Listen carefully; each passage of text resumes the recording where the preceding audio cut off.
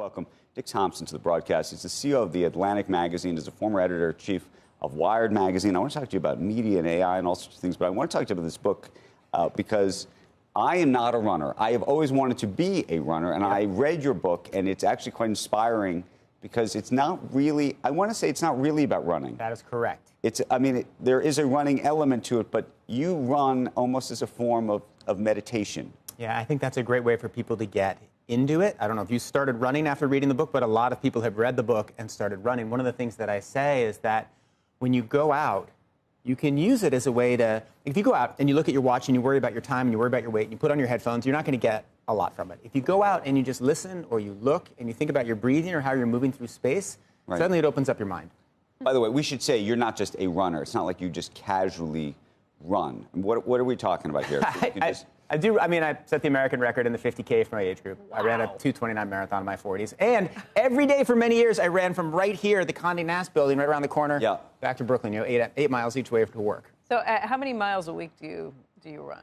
60 to 70. I don't actually run that much. The nice thing about running compared to other sports is there's like a cap on it. You can't actually run that much. Unlike cycling or swimming. I think 60 to 70 miles a week is not a lot. Well, but it's like 8 hours a week, right? Yeah. So it's a lot, but it's not, Okay, can I just ask a question? For those folks out there who are not runners or want to be runners or casual runners who think, oh, my knees are going to hurt and my hips are going to hurt. And by the way, for me, if I run more than I don't think I've ever really run more than 7 or 8 miles. And then for the next 2 or 3 days, I'm in pain. Yeah. Okay, so don't run 7 or 8 miles. Build up slowly, run 3 miles, run 5 miles, then run 7 miles. But the other thing to understand about pain in running is largely psychological. It's largely a mental emotion, right? So when your body hurts, it's because you're scared, right? And it's your body saying, oh, wait, I'm going to lose homeostasis. Oh, wait, something's going wrong. And it sends pain signals. It's not necessarily muscular. It can be, right? You step on a nail. That's actually a physical thing. But a lot of the pain when you run is psychological. And once you understand that, you have a better way of being in your body. Because your body thinks it's going to lose nutrients or you're just energy scared, it needs. Right? Your body is, there's all kinds of studies that show this, but your body gets worried. I'm going too fast, it's too far. And that's why pain, say you run a marathon or you run a half marathon or 10K, whatever it is, the pain you experience will be weird. It'll start in your shoulders, then you'll have weird indigestion, then your ankle will hurt, and then you'll finish, and none of that will hurt at all. Right? And it's because during the race, your body is sort of confused.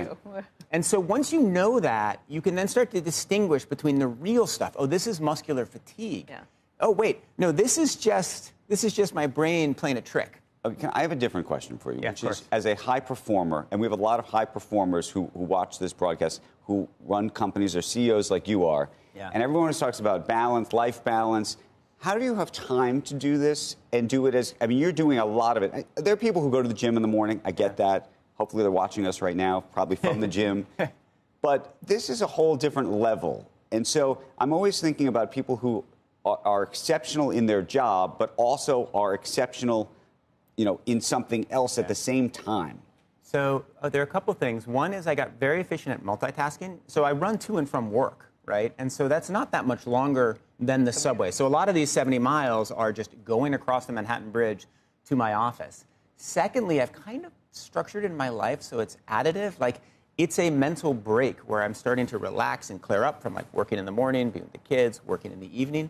So I feel like it's additive to my job. And actually, if you said tomorrow, Nick, you're not going to run for the next month, I think I would actually be worse at my job. I'd have a little more time. Your best idea.